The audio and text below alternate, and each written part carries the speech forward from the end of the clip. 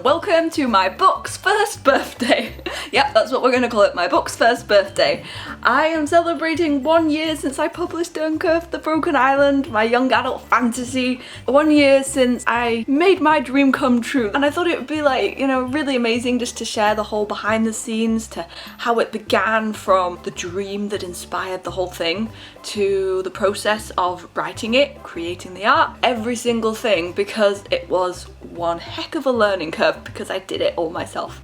And I thought, there's hundreds of people out there, thousands, you have a dream, maybe you want to write a book. Einstein always says that we stand on the shoulders of giants, like the information that we have today is because of the people who have come before us, and I would not have been anywhere without the information on the internet, the people who I hounded for questions, and hounded for answers. So if I can do my little bit to give back, then I want to. I'm not going to just hold this up the whole time, I'll get a sore arm. When you see me in a few minutes, I'm going to look completely different because I actually filmed these videos just in the beginning of the year, and then I started thinking, oh, but nobody knows me. Why would anybody really be interested in watching like a 15-minute video about me talking? Why would I think that? Why did I let that silly voice in my head win? I'm just gonna have fun and see what happens. But I did tidy up because I knew my mum would be watching this video and she'd be like, oh my god, Kitty, how could you have left the cushions thrown everywhere? I'm just really excited, so I hope you enjoy it.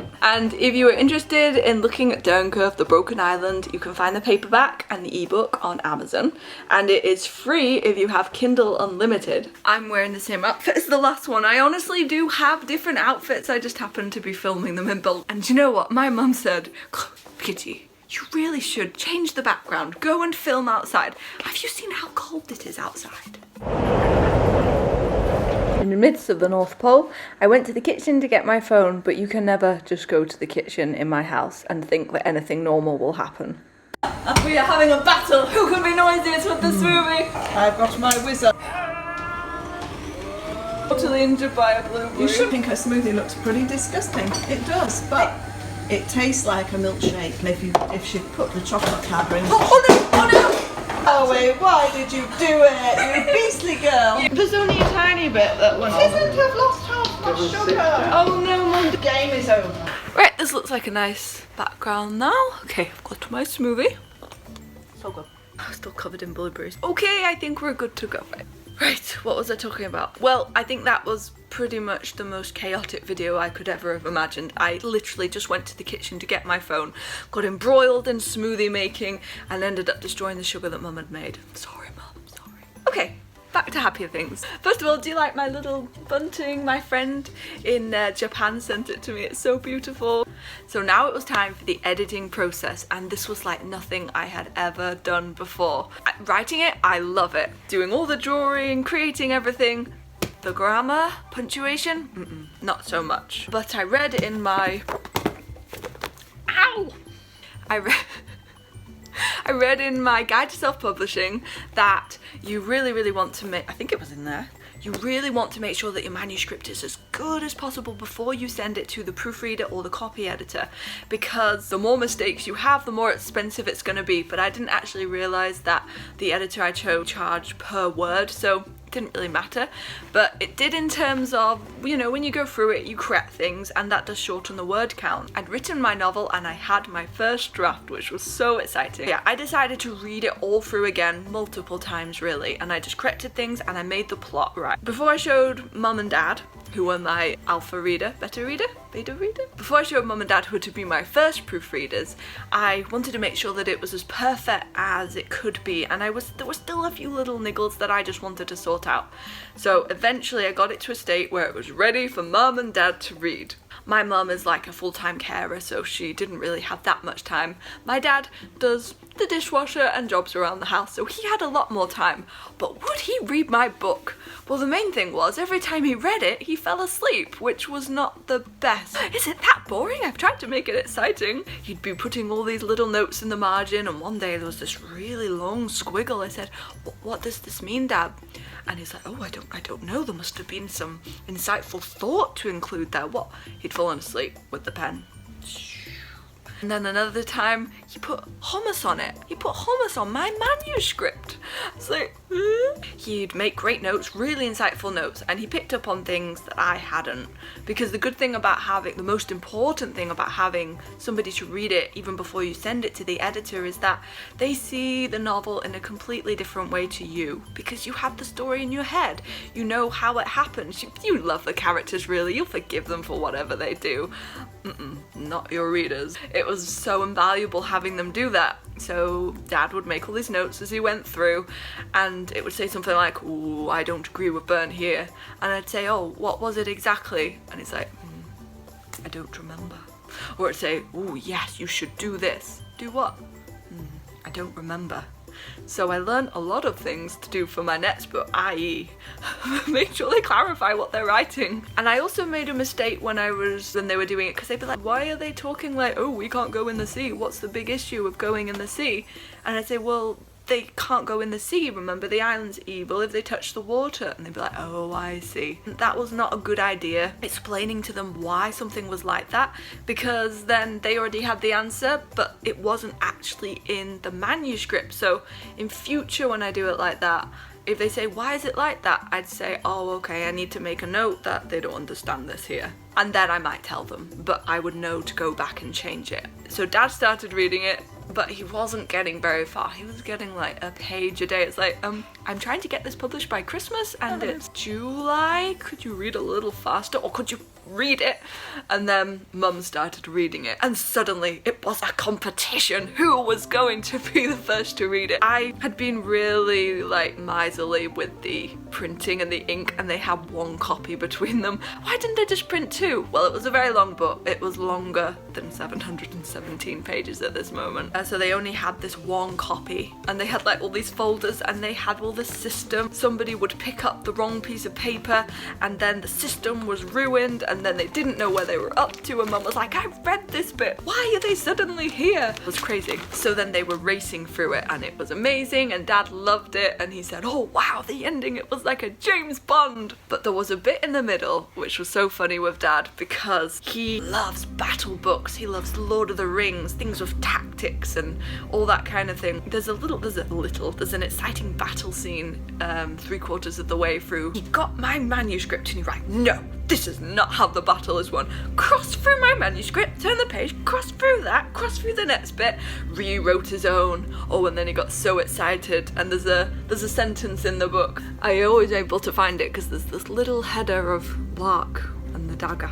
More villagers nodded and shouted their agreement. Old Glenn studied them, his face turning more ugly. Then he fired a bullet into the sky, cutting off their words.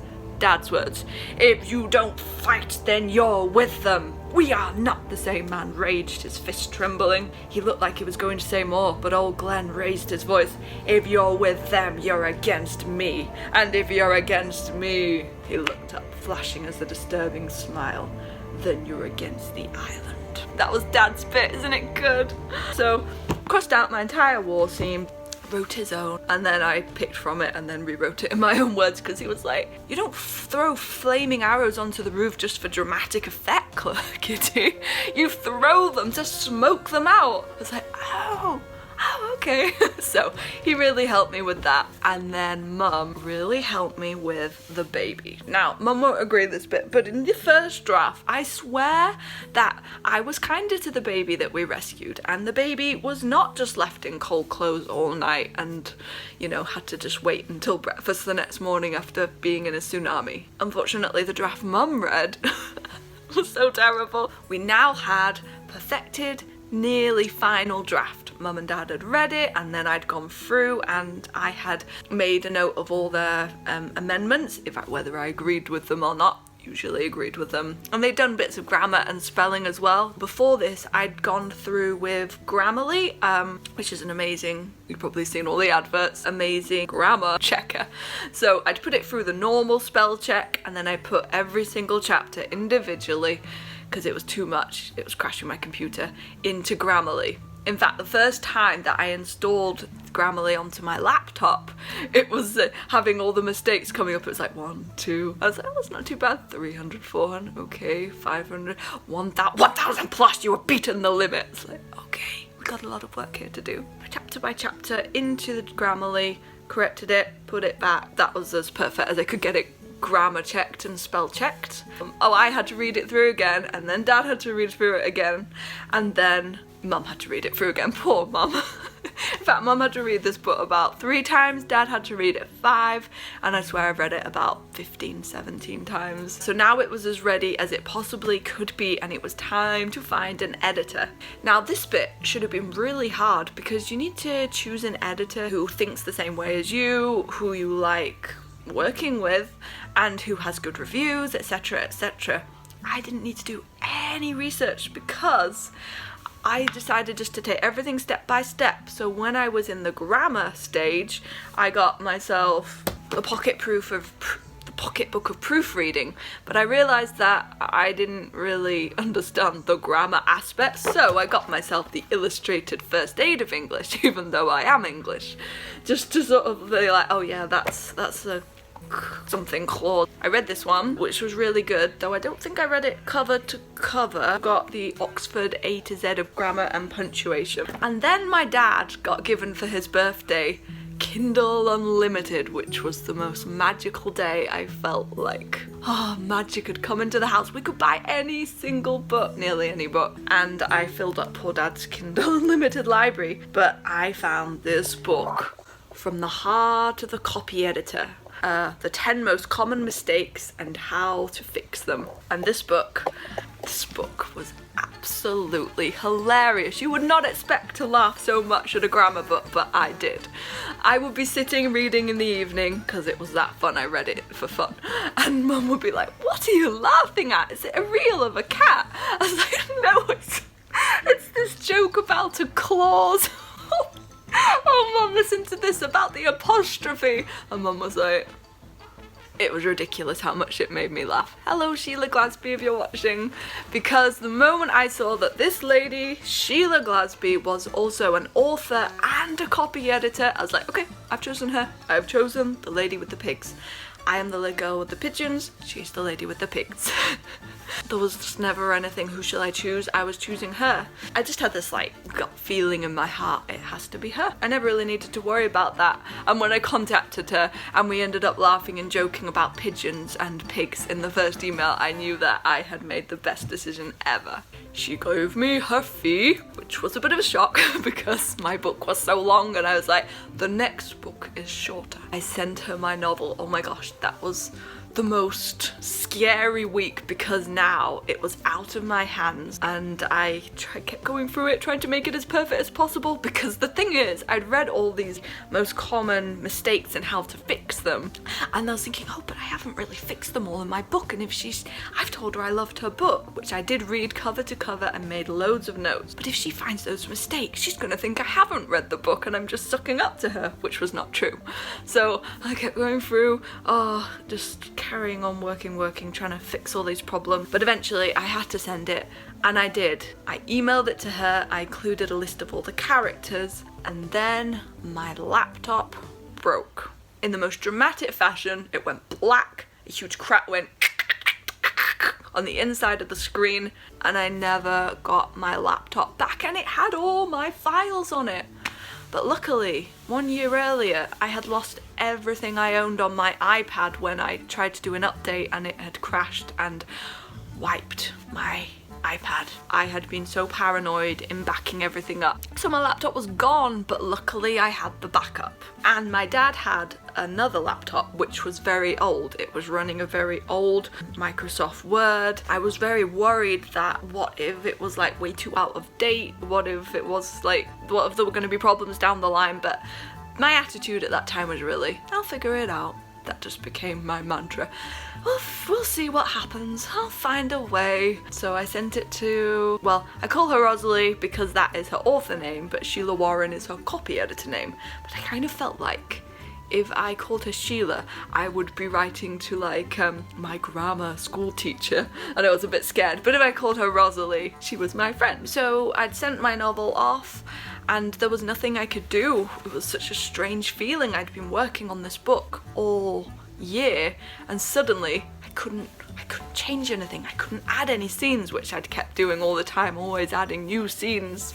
I just had to sort of think, what do I do now? Well, what I had to do was the art, but I was starting to procrastinate a bit about it because I was a bit nervous in case I got it wrong. Hello, past Chloe. Guess what? You have sent your book to the editor and it is a go. You can't do anything now. You can't add anything. It's done. And I'm so excited, and I'm standing here on a black beach like Dernketh. Good changes on the horizon. I'll actually share this whole stage of getting my book back because I filmed it. Just got my novel back from the editor. My house, like, I'm terrified. Okay, go on. Let's click that. Oh my god, there are a lot of things. Deleted, comment not clear. Why you have the word but here? Oh, I've just found a note that says, comment, love this. His face was wrapped in a dark beard like the time I'd made a pom-pom but cut the wrong bit so it exploded all over the floor. This is amazing. Do you know what she said to me? She said, I think you have tremendous potential as a writer, which is like, all I can hear going through my head all the time is tremendous. No one's ever used the word tremendous about me. Oh, I could barely eat my meal. So excited to read this. I just think, like, if anyone's thinking of doing self-publishing, everything I've always read has said, get an editor, and 100% get an editor. And Rosalie, she is amazing. I've never had my work professionally done like this, and it's just so incredible. What a milestone. Oh god, not the lamp over in my excitement. And she just saw a little bit and it said beautiful writing. She actually said to me some parts she enjoyed so much that she went back just to read them, just for the pleasure of reading them again. And also, are we supposed to know what this means? To hear that she said to me, you have tremendous potential, was the most amazing day of my life. I just... Because even as you're writing it, even if you believe in yourself, there's always that thing of like, I hope people like it. I mean, I know I like it, but... So when she said that, it was just stardust. It was amazing. But now I had a lot of work to do because the moment I turned my laptop on, I saw all the mistakes that she had corrected, and she'd set it up so on Microsoft Word you have this track changes function. So she had changed it and I just had to click yes, I like that comma, no I don't. In fact, I made so many jokes about there being so many commas that needed to be changed. Mum thought, oh my gosh, Kitty has paid all this money for commas. But it wasn't, because she was amazing. She'd say things like, how are we supposed to know who's talking here? What are they talking about? But she also included all the bits that she loved, and that was so amazing. It was like a little treasure trail going through. It was like wrong. I love this bit. Terrible. What are you talking about? This is beautiful. So I would just like save all the little nice bits to read. It's amazing. Yeah, just over the next 2 or 3 weeks I just went through it every single day, following the one thing and the Pomodoro and timing it and trying to protect my energy levels whilst also making sure this was done at Christmas. And I was scared because I thought, but I have to change things as I go through. What if I add in more mistakes? Well, I probably did add in more mistakes, a lot less because of Rosalie. And then when I'd gone through it all, I read it again and again. And then Dad read it again, and poor Mum read it again too. We were always finding mistakes, but there were less and less, and I suddenly got to a point where I was like, it's ready for the world. And that was so terrifying, and I think I probably procrastinated for 2 days so I didn't have to do anything with it. But that was it. The editing stage was over, my book was nearly ready, and it was time to upload it to Amazon KDP, which I will talk about next time because this has already got so long. Thank you so much for watching. I was so grateful to begin this journey with all the resources and everything on the internet, all the people who had come before me and had done it and shared their knowledge. Without their knowledge, I would not have known what I was doing, because they said that Albert Einstein would thank people like over 100 times a day. He would always say, I am only here because I stand on the shoulders of giants. And that is how I felt in the publishing, in the editing, in the whole process. Without that knowledge, I would have had to try and find it myself. I would have made so many mistakes. So I'm just so grateful to all the YouTube videos out there, all the books and resources, and the people who share their knowledge to help other people. So I would love to be that person for somebody else that somebody else was for me. I hope you have an amazing day, everybody. Thank you so much for watching again.